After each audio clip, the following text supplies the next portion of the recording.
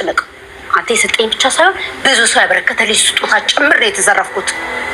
ደግሞ ነግሬሃለሁ፣ ይቺ ልጅ ምኗም አልጣመኝም ብዬ በደንብ አስጠንቅቄያለሁ። ቆይ እሷ ስለመውሰዱ አሁን ማረጋገጫ አላችሁ?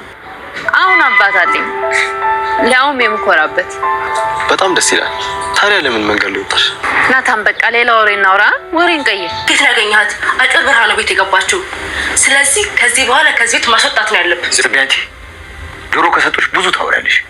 ምን ማድረግ እንዳለብኝ እኔ ጠንቅቄ ያውቃለሁ። ደግሞ ምን ታደርጋለሽ? እዚህ ትንሽ ወደ ክፍልሽ ግን አትገባ። ቁጭ በይ። ያቺ ሌባ ስትመጣ የዓይን ምስክር ናት።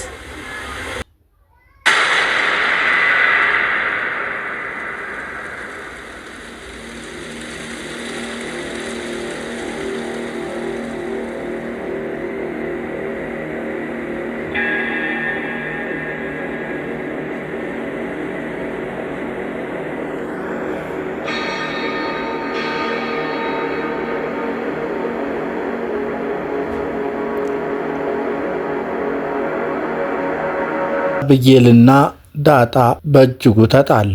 የቤቱ ወርቅና አልማዝ ሁሉም ተሰረቀ። ዳጣ ክፍል 4። ሰላም ሰላም የጨጨው ቻናል ተከታታዮች ሰላማችሁ ባላችሁበት ብዝት ይበል። ናታን መጽሐፉ ስለተቀደደበት ዳጣን ነይ ብሎ ወደ ክፍሉ በመውሰድ ሊጠይቃት ፈለገ። ለምን እንደቀደደችውና በምን ምክንያት እንደቀደደችው ይጠይቃታል። እኔ አይደለሁም አብጌል ናት እንድቀደው ያደረገችኝ፣ የቀደድኩትም በእኔ ተከታዮች ታዋቂ ትሆኛለሽ፣ ልቅረጽሽና ልልቀቀው፣ ያኔ ሁሉም ፈርሚልኝ ይልሻል እያለች ስትለኝ እውነት መስሎኝ ነው የቀደድኩት ትለዋለች። ያን ጊዜ ናታን አብጌልን ለመጥራት እዚሁ ጠብቂ ብሎ ፊት ለፊት አገናኛቸው። በዛን ሰዓት ሁለቱም ሲጠይቃቸው አንቺ ነሽ አምርረው ተጣሉ። ከስድብ በኋላ ለመደባደብ ሲሉ ናታን ገላግሎ ከነፊት ነው እንደምትጣሉት ብሎ አለያያቸው። ከዛም አብጌል አሁንም መሰሪነቷ እንዳይታወቅባት እየፈለገች አየህ አበሳጨች ይችልሽ መጽሐፍ ይወዳል ስላት እኮ ነው የቀደደችው እያለች ነገረ ስራዋን ታቀጣጥላለች።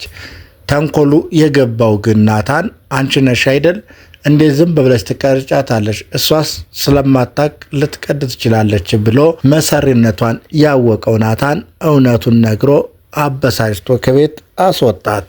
ዳጣ ግን እየከፋት ወደ ኩሽና ሄዳ ሰላምን የቤት ሰራተኛዋን በምታወራበት ሰዓት ከዛ መሆናቸውን አብጌል ተከትላ ሄዳ ያዘዝኩሽን ለምን አልሰራሽም ብላ ቁመሽ ተረት ታወሪያለሽ ብላ ሰላምንም ልጅቱንም አመነጫጭቃቸው ወጣች። አብጌል ዳጣ ለምን መጣች ብላ እጅጉን አምርራ ጠልታታለች። ናታን ሳሎን ውስጥ ቁጭ ብሎ መጽሐፍ ያነባል።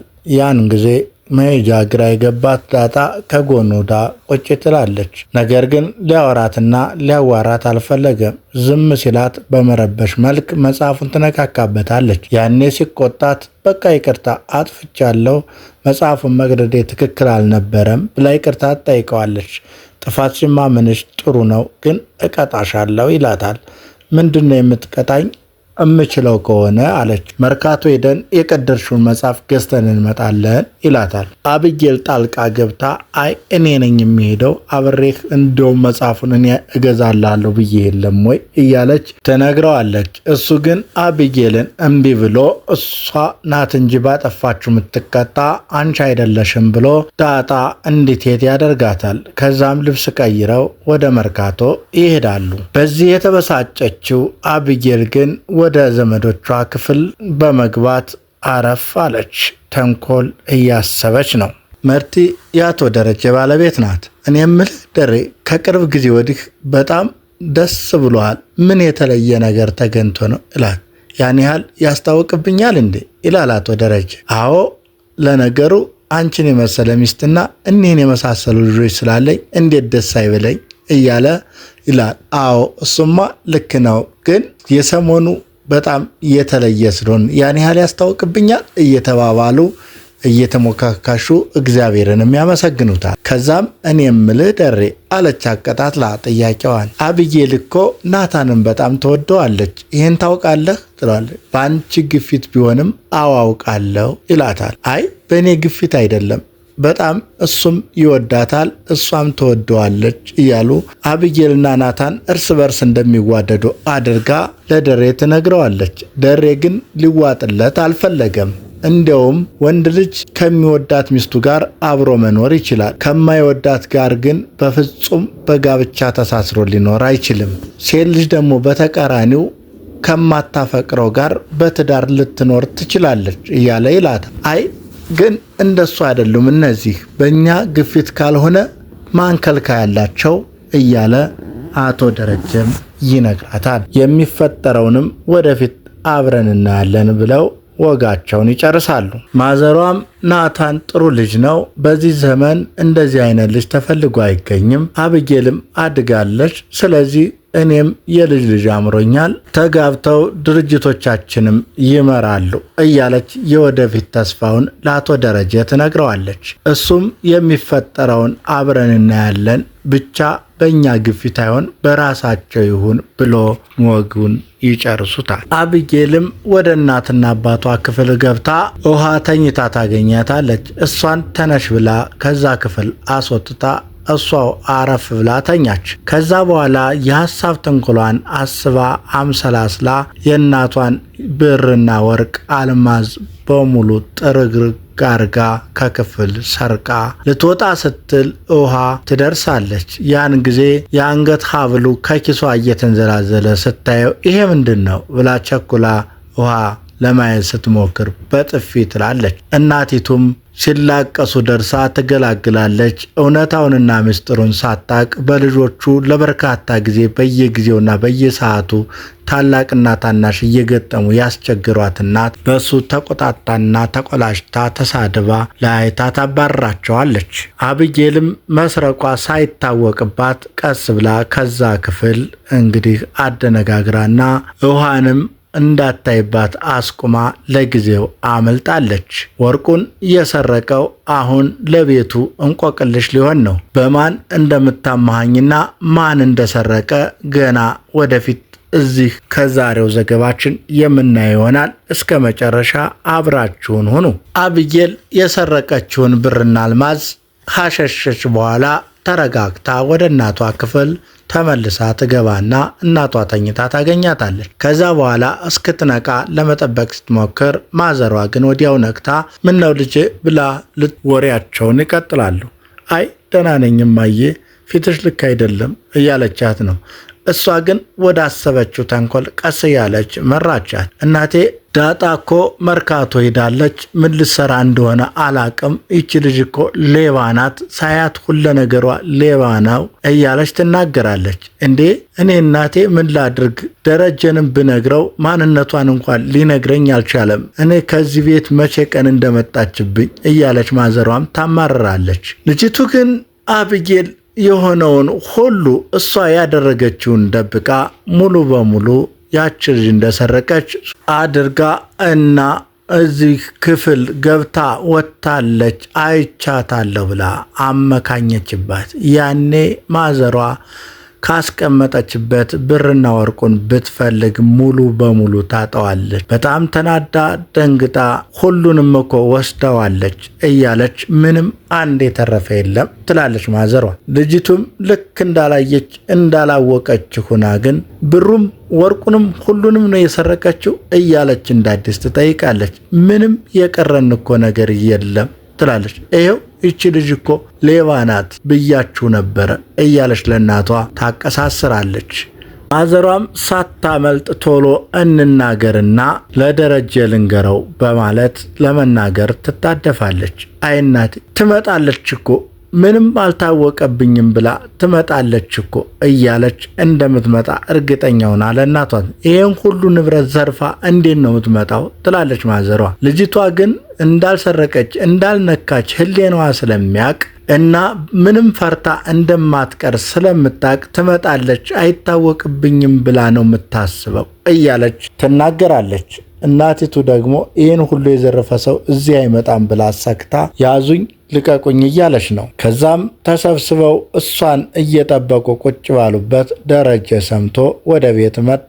አቶ ደረጀም ተረጋጉ፣ ንብረት ነው የጠፋው እንተካዋለን ይላል። አብጌል ማቀሳሰሩን ቀጥላለች። ማዘሯ ደግሞ ንዴቷንና ቁልጭቷን ቀጥላለች። ለማንኛውም ማንም ሰው እንዳያስደነግጣት ቀስ አድርገን ነው የምንጠይቃት እያለ አባትየው ለልጁ በጣም ተጨንቋል። ሁኔታው እንዳይጋለጥበትና የጎዳና ልጅ ናት ብሎ ቤተሰቡን ስለተናገረ ሁሉም አጣብቂኝ ውስጥ የሆነው አቶ ደረጀ እንዴት መዳኘት እንዳለበት ግራ ገብቶት እንዳታስደነግጧት እያለ ብቻ ትዕዛዝ ይሰጣል። ዳጣና ናታን ከመርካቶ መጽሐፉን ገዝተው እየተመለሱ ነው። በእርግጥ የተቀደደውን መጽሐፍ ሳያገኙት ሌላ በምትኩ ገዝተው እየመጡ መንገድ ላይ ስላሳለፉት ሕይወትና ስለነበራቸው ታሪክ እያወሩ ነው። ናታን ከዚህ ቤት ከጓደኛው አባቱ ወደ አዲስ አበባ ለትምህርት ሲልከው ለጥንቃቄ ብሎ ከአቶ ደረጀ ጋር እንዲኖር እንዳደረገውና ዳጣ ደግሞ የጎዳና ልጅ እንደሆነች ግን መረጃውን አቶ ደረጀ አባቷም እንደሆነ እናትም አባትም እንዳሏትና ግን ጎዳና ላይ እንዳደገች ትነግረዋለች። ያን ጊዜ እየከፋት አቶ ደረጀ በጣም መልካም ሰው ነው ሲላት ናታን አዎ አባዬ ማለቱን ትታ አቶ ደረጀ መልካም ሰው ነው ብላ እሷም እንደ ባይዱና እያወራች ነው። ማንነቷን ለናታን አልነገረችውም። ናታን ግን እጅግ ወዷት ተመስጦባታል። አብጌል ግን በተራው አንድ ላይ መሆናቸውን እየበሸቀች ነው ያለችው። ሁኔታው ለዳጣ ከድጡ ወደ ማጡ ሆኖባታል። ናታን ለዳጣ ችግሯም ፍቅሯም ሆኖላታል። የደስታዋ ምንጭ ናታንና ውሃ ሆነውላታል። መከራዋ ደግሞ ራሱ ናታን ሊሆንባት ነው። ናታን የምትወደው አብጌል ምንም ይች ልጅ ምቾት ልሰጣት አልቻለችም። በሐሰት ከሳታለች። እናትና አባቷ ሌላው ቤተሰብ በሙሉ ሌባ ተብላ በመከሰሷ ከቤት ዱብዳ እየጠበቃት ነው። ምን እንደሚፈጠር አብረን የምናይ ይሆናል። አብጌል እጅጉን ነገሩን እያቀጣጠለች ከእናቷ ጋር ሆና ለአቶ ደረጀ አስቸጋሪ ውሳኔ እንደሚሆንበት እየተመለከትን እንገኛለን። ማዘሯ ፖሊስ ጥራልኝ አንድ ባንድ የወሰደቻትን ተመልሳታለች እያለች እየፈከረች እየዛተች ነው። ቤቲቱ በአንድ እግር ቆማለች። ይህን የማያውቁት ዳጣና ናታን ግን ገና በመንገድ ላይ የወደፊታቸውንና ስላሳለፉት በሙሉ እያወሩ ነው። እየተላፉም ወደ ቤት እየተመለሱ ነው። አባዬ እዚህ ቤት እንዴት እንደመጣች አናቅም፣ አጭበርብረሃለች፣ ሸጉዳሃለች እያለች አባቷንም ትከሰዋለች። ቶሎ ማባረር አለብህ ትለዋለች አብጌል። ያኔ አቶ ደረጀ በጣም ተናዶና እልህ ውስጡ ገብቶ አንቺ ጆሮ ከሰጡሽ ብዙ ታያለሽ፣ ተነሽ እዚህ ወደ ክፍልሽ ግቢ ትላለች። እናቲቱ ደግሞ ያች ሌባ ስትመጣ ፊት ለፊት የአይን ምስክር ሆና ታያለ፣ አትገባም ብላ ትከለክላለች። ትንሽቷ ዳጣን ክፉ እንዳያገኛት የሚመኙላት ሰላም፣ ውሃና ናታን አባቷ ሆና ነው። እናቲቱና አብጌል ግን በዚች ላይ የሐሰት ክስ ከሰው ፍርዱን በራሳቸው ሚዛን ሊለኳትና ሊፋረዷት እየተጠባበቁ ነው። እቤት መታ የሆነውን ሁሉ እስኪ ጠይቋት በጣም ቸኩለዋል። ቶሎ በል ፖሊሶቹን ጥራ የሰረቀችውን አንድ ባንድ እንድታስረክብ ትላለች ማዘሯ። ቆይ መች ጠየቅናት የምትለውን መች ሰማናት ይላል። እንዴ እና አልወሰርኩም ብትልክ ዝም ልትላት ነው እያለች አቶ ደረጀ እንዳይደግፋትና ከዚህ ቤት እንዲያባርራት ብሎም የሰረቀችው ብለው ያሰቡትን እንዲያስመልስ እየጠየቁት ነው። ከዛም ናታንና አብጌል ወደ ቤት ደርሰው በሩን ከፍተው ልክ በሩ ላይ ገና እንደገቡ ተፋጠጡ። ማዘሯ ቆማ ልጅቷ ላይ በደንብ አፈጠጠች። ምን እንደተፈጠረ የማታቀው ዳጣ ደግሞ ገርሟት ጨንቋት ፈርታ በእነሱ ፊታቸው እንዴት እንደተቀያየረና ወደ እሷ አፍጥጠው እየተመለከቷት እንደሆነ ደንግጣና ፈርታ ኩሽሽ ብላ እያየቻቸው ነው። አቶ ደረጀና ናታን ደግሞ የሆነው ሁሉ ገርሟቸው ደንግጠው ለልጅቷ ልባቸው ይሳሳልና ምን እንደሚፈጠር ግራ ቀኙን አስተውለው እያዩ ነው። አብዬል ደግሞ ከንፈሯን እያኘከች በጣም ተናዳ ነገሩ ሁሉ ከሷ ላይ ተላኮባት ከቤት እንድትባረርላት እየተጠባበቀች ነው። የዛሬው ትዕይንት እንዲህ እንዳለ አለቀ። በቀጣይ ምን እንደሚፈጠር አብረን የምናየው ይሆናል። እስከዛው ቻናሉን ላይክ፣ ሼር፣ ኮፒ ሊንክ በማድረግ ለሌሎች እንዲደርስም አድርጉ። ለቻናሉ አዲስ የሆናችሁ ሰብስክራይብ በማድረግ ቤተሰብ ይሁኑ። እናመሰግናለን። ጨጨሆ ዩቲዩብ